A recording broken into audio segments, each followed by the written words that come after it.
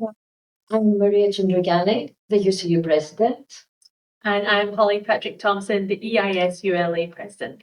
And we would like to talk about the crisis in post-16 education. The recent election results were a wake-up call for the Westminster government. Across the UK, we see thousands of jobs at risk, an attack to staff livelihood, to the local and UK economy, an attack to our students, in particular to our working class students. The Westminster Education Committee report, published today, 12 May, highlights this crisis, as well as the need to abandon the failed neoliberal higher education funding system.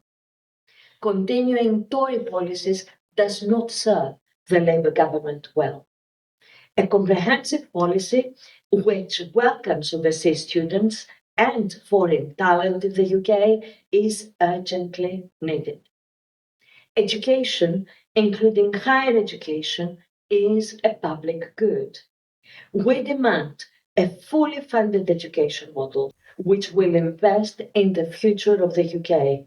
We demand governance mechanisms which allow staff, students, and the wider community to safeguard post-16 education. In the wake of the Scottish elections, we celebrate the continued commitment to free tuition for students living in Scotland.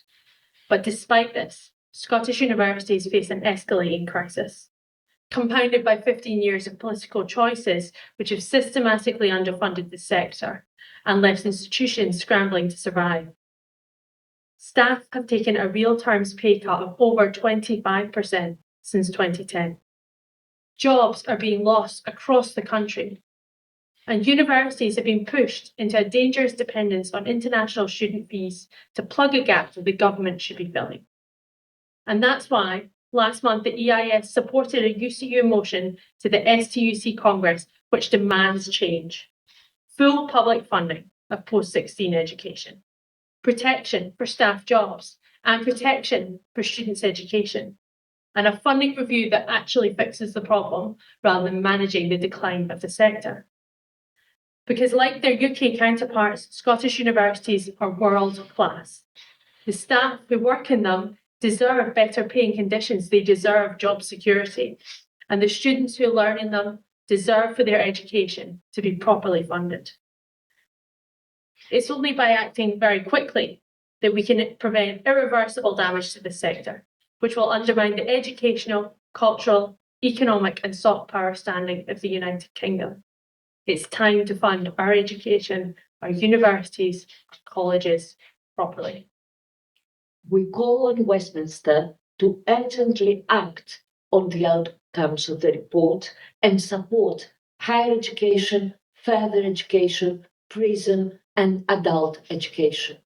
We call on Westminster to support post-16 education staff, students and the wider community.